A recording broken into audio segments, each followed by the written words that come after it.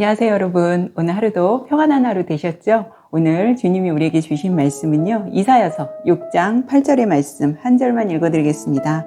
내가 또 주의 목소리를 들으니 주께서 이르시되 내가 누구를 보내며 누가 우리를 위하여 갈고 하시니 그때에 내가 이르되 내가 여기 있나이다 나를 보내소서 하였더니 아멘. 언더우드 선교사 여러분 잘 아시죠? 언더우드는 원래 인도로 가려고 했던 사람이었다고 합니다. 그런데 이제 그 당시에 한국에 대한 그 이야기가 들려온 거예요. 너무나 열악하고 우리 한국 얼마나 그때 당시에 못 살았고 힘들었어요. 근데 한국에 대한 이야기가 들려온 겁니다. 근데 언더우드 자신은 이제 인도로 가려고 마음을 먹었기 때문에 만나는 사람들, 자기는 이제 못 가지만 만나는 사람들한테 한국 선교사로 갈 것을 이제 권고를 합니다.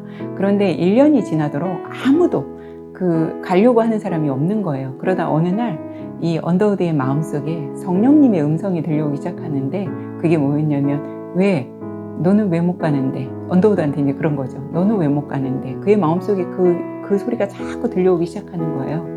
그러면서 뭐라고 하냐면 인도 대신에 한국으로 이제 너는 왜 못 가는데? 네가 한국으로 가면 되잖아. 막 계속 그런 음성이 들려오니까 아이 그래. 내가 인도 대신에 한국으로 가라고 하는 성령님의 지신가 보다 하고 이제 한국으로 올 것을 이제 결정을 합니다. 그래서 네덜란드의 그 개혁교회 선교부에 한국 선교사로 이제 가려고 지원을 하자 그 선교부에서는 우리 지금 선교부에 자금이 없으니까 갈 수 없다고 또 신청을 해도 계속 거절당하는 겁니다. 그래서 언더우드가 한국으로 이제 그때 당시에 올 수 없었어요. 그런데 그 상황이 지나고 얼마 후에 뉴욕에 있는 한 어떤 장로 교회로부터 언더우드가 청빙을 받습니다. 그래서 드디어 언더우드가 이제 그 청빙을 수락하고 뉴욕으로 이제 가려고 하는데 그 청빙 수락하는 그 서류를 우체통에 또 넣으려고 하는 순간에 또 성령님의 음성이 들려오는 거죠. 한국은 어떻게 할 거야? 한국에 누가 갈 거야? 또 이러는 거예요.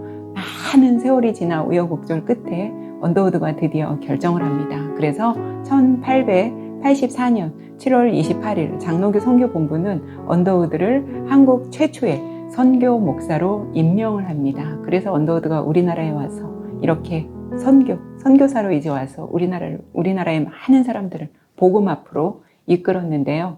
오늘 언더우드의 얘기를 보면서 저는 이사야가 생각이 났습니다. 이사야서 6장 여러분 너무나 잘 아시는 내용이죠. 이사야 같은 경우는 궁중의 그 왕실에 왕실에 있는 그런 왕실에 기록한 서기관이었었죠, 원래.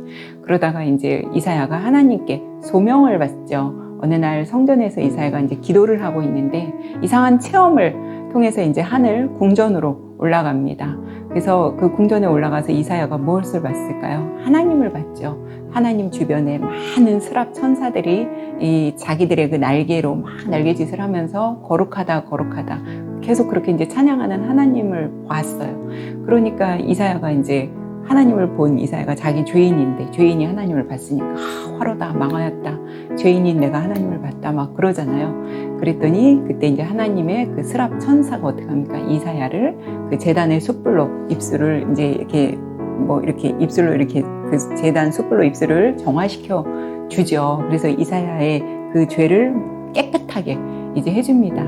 이 이사야가 지금 하늘 궁전에서 그 하늘의 어떤 천상 회의 본 것을 우리가 히브리어로 어전 회의 소드라고 하죠.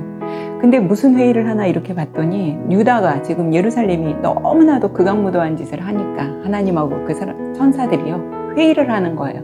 과연 이 유다의 심판에 대한 얘기를 누가 가서 전할래? 이렇게 하나님이 이제 천사들한테 물어보는데 심판에 대한 얘기고 이 유다가 어떤 나라예요? 하나님하고 언약 백성이고 선민의식 정말 강한 그런 백성들인데 그 백성들한테 가서 너희들 멸망할 거야 심판한다는 그런 얘기를 천사들도 감히 하기가 두려웠겠죠. 그래서 천사들이 아무도 나서지 않고 있는데 그때 이사야가 무슨 말을 합니까? 딱 보고 있다가 천사들이 아무도 도대체 누가 가서 이 심판의 말씀을 전할래? 하나님 그러시자 천사들은 다 아무 소리 안 하고 있을 때 이사야가 유명한 말씀이죠. 나를 보내소서 내가 여기 있나이다. 그럽니다. 여러분 그 예언자라는 말에서 그 예자가 맡길 예자입니다. 예언자라는 것은 하나님께서 이미 하늘 궁전에서는 이미 결정된 사항이죠. 그러나 땅에서는 아직 전혀 모르는 얘기란 말이에요. 그래서 이것이 이 나중에 미래에 일어날 일이기 때문에 예언인 겁니다.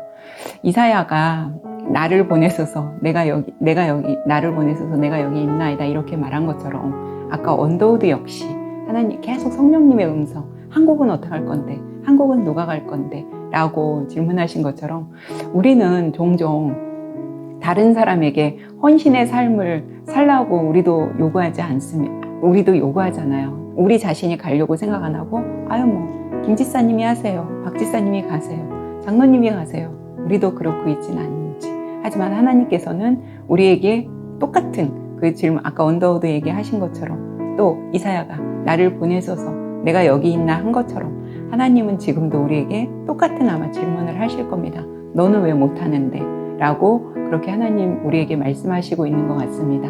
저도 오늘 이 말씀 보면서 뭔가 저도 일이 잘 안 풀리거나 이렇게 하나님의 사역을 한다고 힘들거나 이러면 저도 투덜거릴 때가 있는데 하나님께서는 저에게도 그런 마음을 주시는 것 같습니다. 왜 너는 못하는데? 라고 그런 말씀을 주시는 것 같습니다.